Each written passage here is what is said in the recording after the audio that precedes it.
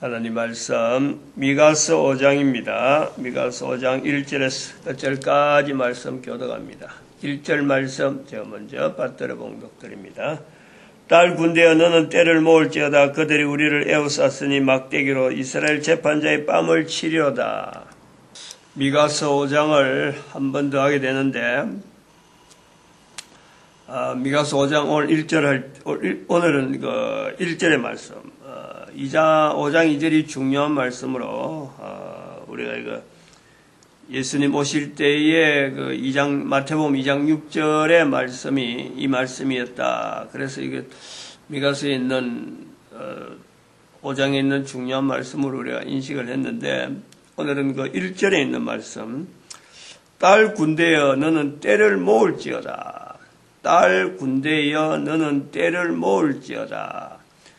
그 군대를 확보해라. 전쟁해라. 이 말이죠, 결국은. 딸이라 그럽니다, 딸.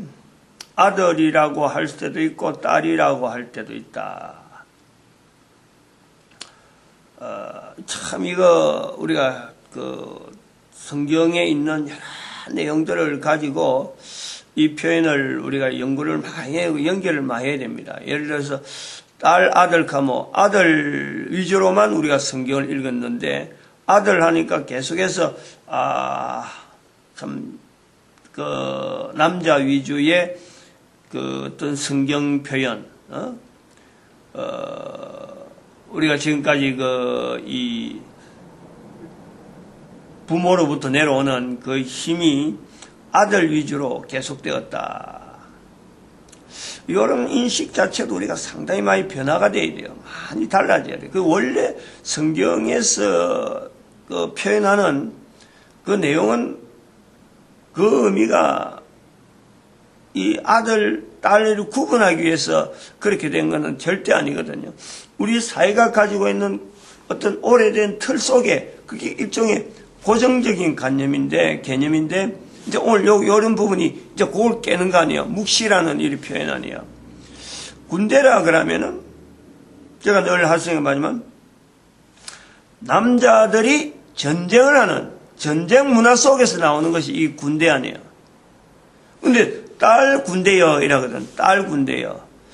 딸의 군대여. 아마 이런 소유 형태로 나타나는 군대. 딸의 군대. 그렇게도 우리가 볼 수 있어요. 그럼 딸이라고 하는 거하고 군대라는 거하고는요, 이게 맞는 게 아니에요. 또 맞아서는 안 되는 거예요. 다시 말하면 여자는 사람을 죽이는 일에는 우리가 어떤 형태로든 이게 조직체가 되면 안 된다는 거예요. 성경에 있는 거예요. 성경에 근거해서 그러는 거예요. 전쟁을 하나님께서 이렇게 조장하고 그런 건 아니란 말이야. 성경의 내용이 그런 거예요.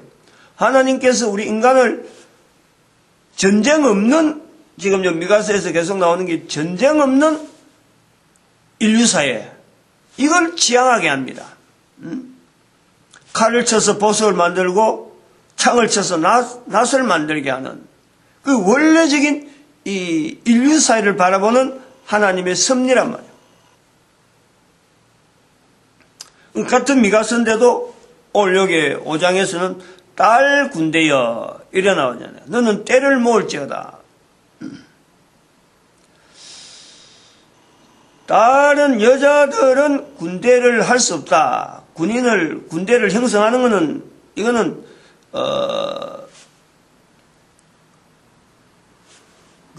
사람을 죽이는 이런 군대로서의 우리 인식이 되어지는 전쟁에서의 군대라고 볼 때 이거는 맞지 않다.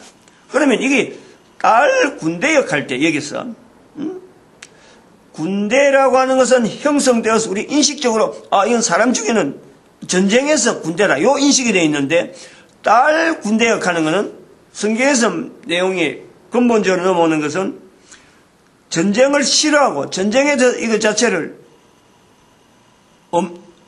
원하지 않는 인류사회를 지향하는 성경의 표현을 볼 때 딸 군대역 하는 것은 딸이라고 지칭되어지는 어떤 분명한 무리가 있는데 그 무리가 전쟁적인 상황 속에서 하나의 뭉쳐지는 즉 대립되어지는 상대와 더불어서 대립되어지는 상대가 있을 때에 이 상대는 자연히 대적자와 관계에서 이게 군대 형성이 되어지는 거예요. 군대 형태라 이거죠. 군대 조직체.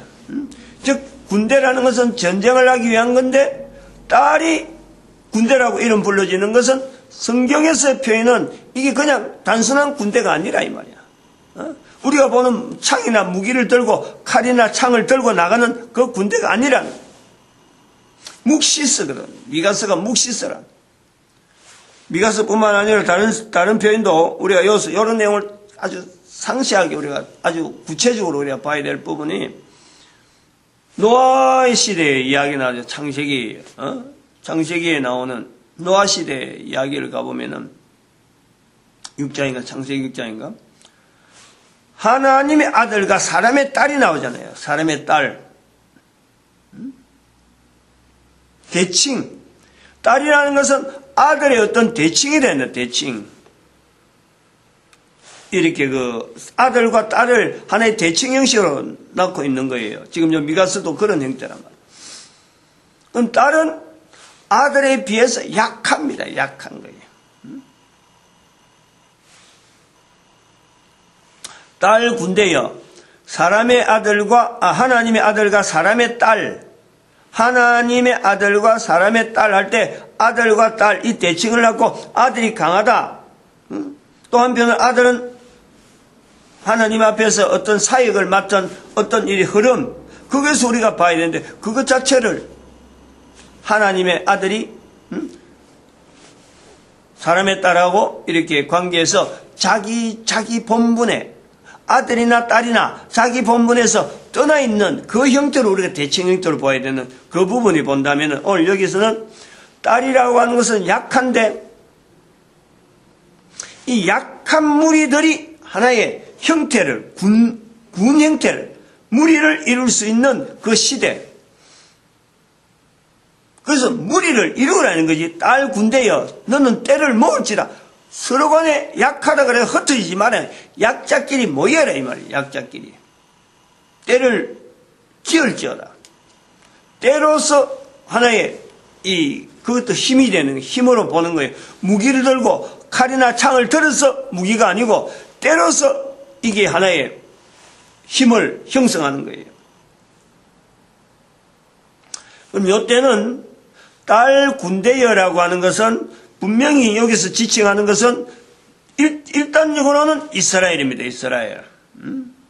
이스라엘 백성들을 이야기하는 거예요. 그럼 이스라엘 백성들 언제의 이스라엘 백성이냐? 이 묵시라는 거예요. 이스라엘 역사 가운데 제3자가 볼 때에 오늘 우리는 제3자 불서 시대가 이 기록되어져서 오늘 이후로 읽는 사람들은 전부 다 기록되어진 것보다 적어도 2500년, 3000년 가깝게 멀어지는 사람들이 이 글을 읽는 거예요. 지금 기록될 때보다는. 기록될 때 표현하고 현재적인 이 우리가 해석하는 표현하고 이거 분명히 구분해내야지 옛날에 기록된 그 상황을 그 속에만 머물 수는 없는 거예요. 그 상황이 있지만은 지금 읽고 또 그리고 지금 읽지만은 이거는 모든 인류를 대상하는 거라. 모든 인류. 그 모든 인류 중에서 아들의 군대가 있고 딸의 군대가 있다. 아들이 운영하는 군대가 있고 딸이 운영하는 군대가 있다. 그 딸이 운영하는 군대라는 것은 생명을 위주로 하는 거예요. 생명을. 사람을 죽이는 그런 군대가 아니고 사람을 죽이는 군대, 아들의 군대라고 보면은 그 아들의 군대라고 보면 거기 아모스 9장 8절에 있잖아. 아모스 9장 범죄한 나라 군대라는 거예요. 딸 군대는 야곱 집에 속한 사람들, 집에 속한 사람들. 그러니까 이거는 사람을 죽이기 위한 창과 칼을 든 그런 무기를 든 군대가 아니라 단순하게 약자의 편에서 이스라엘 역사 가운데 보면 홀로코스트 사건이 홀로코스트. 그거를 분명히 우리는 대비해 볼 수 있는 거예요. 1945년에 이스라엘의 회복이라는 그 사건이 인류사에 분명한 우리 표정이 되어지는 거예요. 2000년 이상 이스라엘 백성들이 흩어져 있는 그 관계, 흩어져 있는 이스라엘 백성들의 그 모습이 딸 군대인 거예요. 흩어지지 말라는 거지. 계속해서 흩어지지 말라는 거는 그 자기들끼리 각자 행동해서 이스라엘의 이름 자체를 없애버리는 그런 게 그렇게 하지 말라는 거예요. 이스라엘 이름을 그대로 유지하라는 거예요.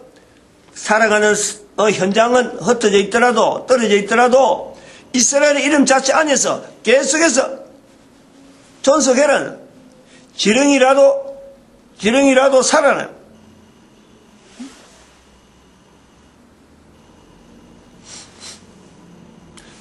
이 미가서 5장 1절에 있는 딸 군대에 너는 때를 지을지어다. 이스라엘 역사를 우리가 분명히 볼 때 하고 보기 전에 하고 해석 내용이 반드시 달라야지 이걸 똑같이 해석하고는 어림도 없죠. 묵시서가 처음에 나올 때에 미가서가 처음 나올 때에 예수님 오실 때 예수님 오시고 2000년 지난 지금에 각각 그 내용이 달라져야 되는 거예요. 그러나 근본적으로 성경에서 표현하는 그 내용은요, 변함이 없어요. 변함이 없어요.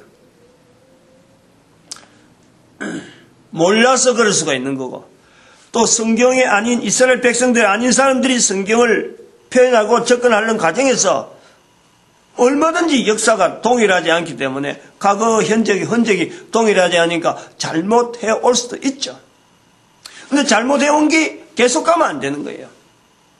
그 계속 가면 안 된다는 것을 지금 우리가 인류 전체가 그것을 깨닫게 하기 위해서 그것을 돌이키게 바로 하기 위해서 지금 인터넷 시대라든지 지금 이런 부활통일 시대라고 하는 이 부를 수 있는 분명한 계점이 있다는 거예요. 2012년부터 2012년을 불을 찢을 때 부활통일 시대라고 할 때가 바로 1945년 이스라엘의 회복이라는 분명한 사건을 딱 나름대로 포스트를 잡고 우리가 부르짖은 거예요.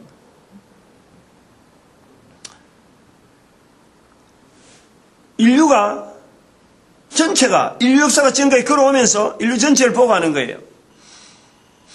지금까지 걸어오는 역사를 보면서 인류는 앞으로 되어질 것에 대해서요, 어느 누구라도 어떤 기준을 두고 장담을 할 수 있는 어떤 표준서가 없어요. 요렇게 될 것이다 하는 것이 하나도 없어요. 아무도 없어요.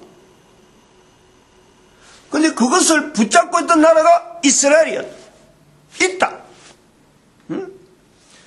반드시 이 말씀대로 될 것이다 라고 붙들고 있었던 나라가 이스라엘이었다.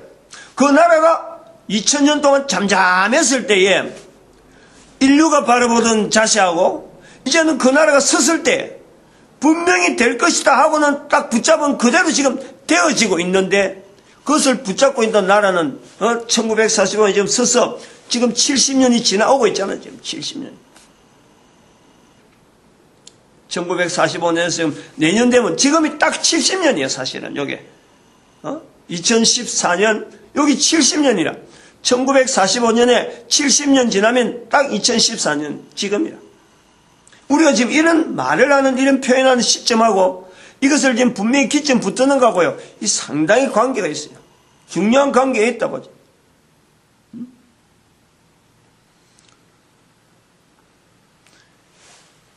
저들은 2000년 동안 흩어져 있더라도 2000년 동안 나라 없는 속에서 들어가더라도 딸 군대에 너는 때를 모을지라 이걸 붙잡고 있었다. 언젠간 하나님께서 자기들을 지금 세워줄 것이다.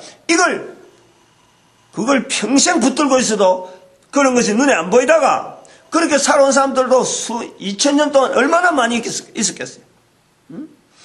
그리고 지금 현재 중동 지역이 아니고 저 아프리카 서부 쪽에 그때 영국에서 막 주선해갖고 아프리카 쪽으로 모여라. 그때 사람들이 아프리카에 많이 가 있으니까 이스라엘 사람들이 많이 있으니까 그걸 모으려고 했던 데도 있다니까. 그런데 홀로코스트 사건이라든지 막 이런 연유를 해서 이스라엘 백성들이 중동 지역에 모일 수밖에 없는 여러 가지 또 어떤 역사적인 사건들. 그러니까 이 갈래가 이 아프리카냐 중동 지역에 지금 현재 중동이 이것 따라서 당시에는 갈등이 되어졌지만 지금을 보면은 하나님의 섭리 가운데 말씀이 그대로 응답된 거예요. 자기들이 조상들이 오래전부터 약속한 땅. 그 당시에는 1945년 이전에는 이스라엘 백성들을 위해서 그것도 갈까 말까 망설이던 사람이 있었어요. 결국에는 망설이다가 안 간 사람도 있죠. 그러나 가서 생고생하다가 고생만 지을당하고는 나라로 건국되는 줄도 모르고 죽은 사람도 얼마든지 있어요. 근데 그 흐름, 전체적인 흐름을 보면은 이스라엘 백성들은 이 성경을 붙잡고 있습니다. 그렇다면은 하나님께서 오늘 우리가 볼 때 이 내용, 이 성경 말씀이 이스라엘 백성들에게만 주는 건 아니라는 거예요. 모든 인류에게 준다. 모든 인류에게 줄 때에 딸 군대는 어떤 내용이냐? 사탄의 정체를 분명히 드러내는 지금 천년시대, 이 부활통일 시대가 천년시대, 바로 사탄의 정체를 드러낼 수밖에 없는 시대, 이 천년, 계시록 20장 2절의 말씀에 있는 그 묵시, 사탄이 오게 천년을 가두드는 시대다. 이걸 받아들여요. 그러니까 사탄이 정체를 드러내는 시대다. 지금까지 사탄이 그 능력이 있어가지고 정체를 드러내지 않아도 얼마든지 활동할 수 있었는데 하나님께서 이제는 사탄의 정체를 드러낼 수밖에 없도록 가두뒀다. 능력을 일정하게 제한해뒀다. 하나님께서 하셨다. 왜? 풀어놓을 때가 있다는 거예요. 풀어놓을 때가. 이 중요한 거 아니에요? 누구 때문에?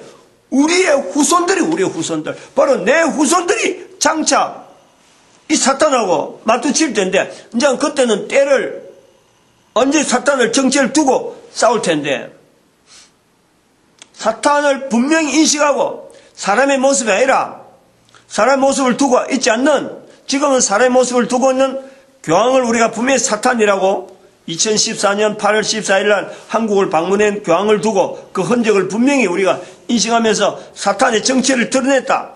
대한민국이 열방의 선지자로 나온다. 이거 두 개가 대립되어 있는 거 아니에요? 여기서 벌써 딸 군대에 할 때 그 딸이 어디를 향하는지 나오는 거 아니에요? 여기 5장 요 1절만 갖고 이야기해도 이 5장의 내용을 쭉 천천히 살펴보면요, 바로 대한민국의 위치가 요 니무롯이라는 말이 나오잖아요. 니무롯 6절에 니무롯 땅, 니무롯 땅. 이 6절에 있는 5장 6절에 있는 이 니무롯 땅이 4장 10절에 바벨론, 요거 바로 연속되어지는 거예요. 그러니까 이 바벨론이나 니무롯이라는 이름 자체가 성경에요 동일하게 나오는 데가 여기밖에 없어요. 창세기 5장에 창세기 10장에 니무롯이 나오고 창세기 11장에 바벨 땅에는 바벨 지역이 나오네요. 바벨이랑 바벨 탑 사건이 나오잖아. 바벨 탑 신할 땅에. 그런데 니무롯과 바벨론이 같이 나오는 곳은 성경이 어디도 없고 이 미가서 혼자 여기만 있는 거예요. 다른 어느 사람도 이걸 붙잡고 있지 않았는데 미가는 이걸 붙잡고 있다는 거예요. 그런데 자기가 말을 지어낸 게 아니고 흘러내려오는 말 한마디 한마디, 바벨론이나 니무롯이나 이런 관계를 쭉 이스라엘 백성들이나 중동 지역에 있는 사람들은 곳곳에서 하나의 참 이야기거리 비슷하게 이런 말들이 휘저되는 거는 우리가 인식하는 거예요. 옛날에 그런 일이 있었다 하고 이런 말들이 집안에서 이야기한 속에 넘어오는 거예요. 그러나 선지자가 이 말씀에 있는 이 어떤 지역, 바벨론이라는 지역, 니무롯이라는 사람, 이 사람에 대해서 꾸준하게 붙잡고 있던 그 두 갈래로 걸어오던 이거를 혼자서 지금 붙잡고 있던 거예요. 그리고 이걸 표현하는 거예요. 대한민국에 있는 열방의 선지자 품으면 되는 거예요. 열방의 선지자와 내모는 또 홍익인간, 우리 민족에게 하나님께서 홍익인간이라는 대조로 내놓는 오래된 조상으로부터 내려오는 이 어마어마한 사명에 있는 단어, 이걸 대한민국 사람이 이걸 다 잊어버리고 있었죠. 다 잊어버리고 있어요. 잊어버리면 안 된다는 거예요. 이게 바로 우리가 열방의 선지자라고 하는 이 사건하고 내려오는 거하고 이 홍익인간이라는 이 자체를 만나야 되는 우리의 사명이 있단 말이야. 지금 여기서 니무롯을 다시 한번 살펴봐야 되고 바벨론을 다시 한번 살펴봐야 되고 원수는 오직 딸 군대에 갈 때 이를 대적하는 대적은 바로 사탄으로 무리하는 그 무리 속에 속하는 인간 그밖에 없는 거예요. 그 인간들조차 살아있는 동안은 어떻게 하는지 딸 군대를 향해서 저들이 돌아오고 회개하는 그 기간으로 삼아야지 계속해서 사탄에 속할 무리 속에 다 잊지 마라. 그걸 때를 모으라는 거야. 딸 군대여 너는 때를 모을지어다. 무장을 해가지고 사람을 끌어오는 게 아니고 모습을 살아가는 모습을 통해서 그 모습은 다니엘 아침 기도회가 분명히 필수이고 11조 이 활동을요 11조 이 하는 문화 이걸 국가마다 시행하는 그래서 그 무리가 있을 때 그들이 이 딸 군대의 행동을 보면서 동화되어서 넘어오는 그래서 나중에는 궁극적으로는 인간은 전체적으로 예수님 오실 때는 전반적으로 예수님한테 무릎 꿇는 정도로 그것이 3008년 이후에 나타나는 사건이란 말이에요. 그걸 지금 설명하는 거예요. 3008년 이후에 나타나는 이 무리가. 그럼 1000년 동안 어떻게 할 거냐? 바로 열방의 선지자한테 매여 있다는 거지. 마치겠습니다. 기도드립니다. 할렐루야 함께 해주세요.